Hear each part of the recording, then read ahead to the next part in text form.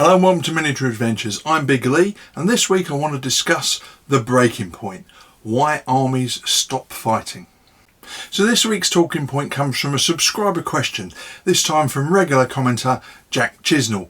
Now sorry it's taken so long to turn this into a video, but sometimes I need to ruminate on a topic for a long time until the right moment and inspiration comes along. So Jack asked about the breaking points for forces, saying some games go to the bitter end and not only drag on but feel unrealistic. Discuss the difficulty of balancing play for a good game but also a realistic simulation of one side or another's willingness to fight on. If you've played historical war games at any length of time, you'll probably know the feeling of a game that just drags on to the bitter end. You've lost half your force, your opponent's lost half of theirs, but the game rules still want you to keep bashing away at each other, pushing models around until there's almost nothing left on the table. It can feel anticlimactic, like you're going through the motions rather than experiencing the ebb and flow of a real battle. And the thing is, in history, most battles didn't end with armies annihilating each other. They ended because one side decided it had enough. Sometimes the retreat was orderly, sometimes it was a rout, sometimes it was even a negotiated withdrawal, but very rarely was it literally fight to the last man. So that raises a question: what actually makes soldiers keep fighting? What makes them break and run? In wargaming terms, we usually wrap this all up in one word: morale. But the truth is, morale is a catch-all term. It's an umbrella that covers all sorts of things, from discipline and training to physical exhaustion, to the inspiration or failure of leaders, to the psychological shock of seeing comrades cut down. And when you think about it like that, it's no surprise that different rules writers take different approaches to modelling it, because it's just so many things rolled together. Now if you look at real history, the reasons armies stuck around or gave up are incredibly varied. Take discipline for example. Roman legions or Napoleonic veterans didn't stand in line because they were fearless, but because they were drilled to operate as a machine. Discipline and repetition made them reliable even under the stress of fire. Then there's leadership. A charismatic or steady officer could keep units together, while the loss of a leader might trigger panic that far out of proportion to the actual casualties taken. Peer pressure and cohesion also play a huge role. It's one thing to run if you're by yourself, but when you're shoulder to shoulder with your mates, running means letting them down, and most soldiers will try to hold the line longer than they otherwise would. Then you've got physical and mental fatigue. Campaigns and battles were exhausting. Marching, fighting, carrying equipment, the stress of being under fire, it all adds up. Even before a unit has lost many men, they can be drained to the point where their effectiveness collapses. And fatigue ties into casualties as well, because every man down not only reduces the combat effectiveness of a unit, but it also is a psychological blow. Seeing friends or comrades killed is a draining in a way that's more than just about numbers on a roster. And then there's the big psychological shocks. A sudden cavalry charge that breaks a flank, an elite unit collapsing unexpectedly, the death of a famous leader. These moments can ripple through an army and cause morale to crumble far faster than you'd expect if you were just looking at the statistics. Finally, you can't forget the wider political and cultural context. Some armies were ordered to hold to the last. Some cultures prized withdrawal to fight another day. Some new reinforcements were coming and could fight harder with that in mind. It's all part of the mix. So when we talk about morale in wargames, it's really shorthand for all of that. Designers have decided how much of it they want to model and how much they're willing to abstract away. If you make it too simple, like a single dice roll that saves a unit, stands or flees, then you risk losing the richness of how armies actually behaved. But if you try to model every single aspect, the game will grind to a halt under its own weight. Nobody wants to be tracking half a dozen variables for every single squad just to figure out if it will keep firing this turn. So morale in games is always a balancing act, just like morale in history has always been a balance between so many competing pressures. Now let me bring in 3 examples of rule sets that I think do a particularly interesting job of tackling morale, each in a slightly different way. So I'm going to start with Chain of Command, and then look at Test of Resolve, and finally Clash of Spears. Each of them highlights a different angle on the problem, and together they give you a sense of the range of approaches designers can take. Chain of Command is a Second World War platoon level game, and it handles morale in a layered way that I think works brilliantly for small scale skirmishes. The main mechanic is shock. Whenever a unit takes fire, suffers casualties or gets otherwise rattled, it builds up shock. The shock doesn't necessarily mean the unit immediately runs off the table, instead it chips away at their effectiveness. Too much shock means they don't move as quickly, they fire less effectively, they become sluggish and less responsive.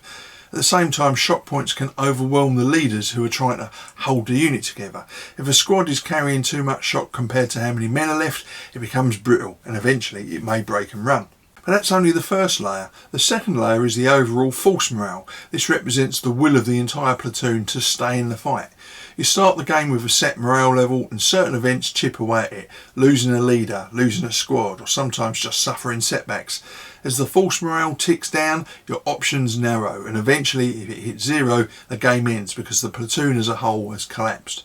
What I love about this system is how it creates a real sense of tension. You can be winning firefights at the tactical level but still watch your overall morale slipping away. Or you can keep your force intact and cohesive but suddenly lose a leader at the wrong time and see your morale plummet. It makes every decision feel like it matters, and most importantly it means battles don't grind on until every figure is dead. The platoon gives up once its morale is gone, which feels so much closer to historical reality. Test of Resolve takes a different tack because it's looking at a very different kind of warfare. It's designed for the Wars of the Roses, which was all about blocks of infantry, charges of cavalry and to a lesser extent primitive artillery battering away at long range. Here morale is reframed as resolve, which is a nice term because it captures the idea that it's not just about fear or panic, but about the will to keep going. Each unit has a measure of resolve, and as they take hits or push back or fail in attacks, the resolve gets worn down. Unlike shock in Chain of Command, which can sometimes be rallied away with a good leader, in Test of Resolve the overall trend is usually downwards. A unit can recover a little bit of resolve under right circumstances, but battle morale for the army as a whole is almost always slipping away in one direction. What this creates is a sense that the army is being ground down over time, becoming more and more brittle. Early in the game, units might be able to absorb setbacks and carry on, but as resolve gets worn away, they become fragile. At that stage, a single dice roll, a single bad movement, can cause a catastrophic collapse. You can feel the tipping point approaching, and when it comes, it often comes fast. The system captures that historical truth that big set-piece battles could look fairly even for a long time until suddenly one side cracked and everything went downhill from there. It's dramatic, it's tense, and it avoids the endless slogging match problem because armies unravel in a very natural way. Clash of Spears, on the other hand, uses a fatigue system that blends physical exertion and morale into one. This game is set in the classical era of hoplites, skirmishers and cavalry clashing in the Mediterranean world. Almost every action, moving, fighting or reacting, builds up fatigue, while resting or holding a position can help a unit recover. And at the same time, psychological blows like seeing comrades fall, leaders killed, or friendly units fleeing also pile on fatigue. And as fatigue builds, a unit becomes less effective, their combat ability drops, they're less able to manoeuvre and they're more vulnerable. And if fatigue goes too high, units can collapse entirely. What I really like about this system is how it makes fatigue feel like the heartbeat of the game. It's not just a penalty, it's a resource you have to manage. Do you push your unit to the limit now, knowing they'll be exhausted later? Do you risk charging when your troops are already half drained? And because fatigue is tied to morale as well as physical strain, the battlefield feels alive with cascading effects. One unit reacting can ripple fatigue into others, making them more likely to fail. Leaders going down can suddenly sap the energy of an entire line. The army doesn't just break all at once, it falls apart in stages, and that gives a very satisfying rhythm to the game. You can see the battle deteriorating as fatigue accumulates and the outcome emerges naturally from that process. So when you put these three games side by side, you can see just how many different ways there are to tackle the same core issue. Chain of Command treats morale as both immediate shock and long-term false cohesion. Test of Resolve models it as resolve being worn down until the enemy is brittle. And Clash of Spears rolls together fatigue and morale into one flowing system of gradual decline. They're all dealing with the same historical truth that armies don't fight to the last man, they fight until they've had enough. But they each approach it from a slightly different angle, tailored to the period and the scale they're modelling. The broader lesson is that morale in wargaming is never just one thing. It's always a simplification, but the best systems remind you that morale is a complex mix of factors, not just a dice roll at the end of a term. They give you the sense that an army's will to fight is fragile, layered and subject to sudden shocks, and that in turn keeps games from turning into those endless slogs to the bitter end. Battles end when the army gives up, not when the last figure falls over. And that's both more realistic and frankly more fun. So what do you think of today's topic? Do you have a set of rules where you think morale, or whatever it's called in that set, worked really well or really poorly? And do you have any real life examples of a game where the breaking point took everyone by surprise or just happened in a dramatic domino style collapse? As always, I would love to hear your stories in the comments below. So in keeping with today's topic, I thought I would jump straight to a book review. I've reviewed it before, but in this case, For Calls and Comrades by James McPherson, I thought it was worth doing again. So first published in 1997, it's not about the politics of the Civil War or the strategies of the generals. Instead, it turns the focus right down to the individual soldiers, men in both blue and grey, and asks the question, what made them fight? Now, of course, that might sound obvious at first. Surely they fought because they had to. But McPherson digs deeper. He doesn't just look at why they joined the army, but why they stayed in the fight when everything inside them must have been screaming to run away. Because think about it, combat in the Civil War was brutal. Casualty rates were appalling. Disease was rampant. Supplies were unreliable. And there was no guarantee of victory.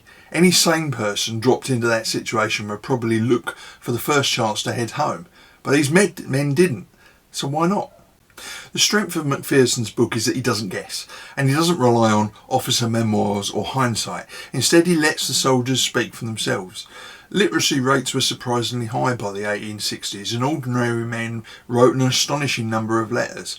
Those that survived give us an incredible window into what they thought and how they justified staying in the ranks.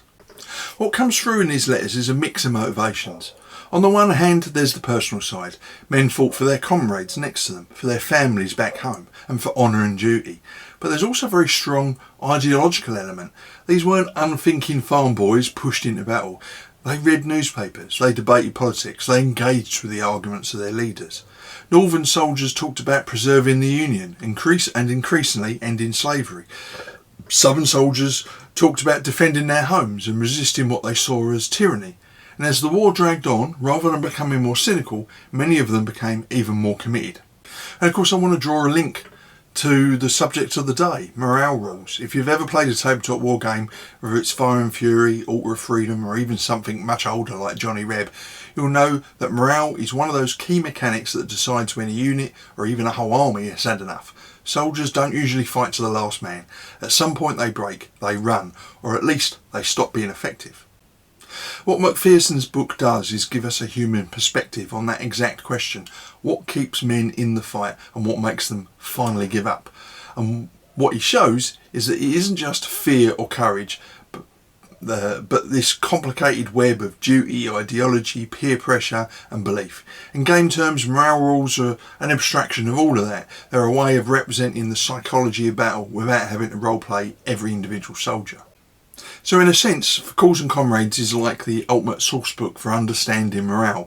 It reminds us that those dice rolls we make on the tabletop aren't just numbers. They're trying to represent something incredibly complex and very, very human.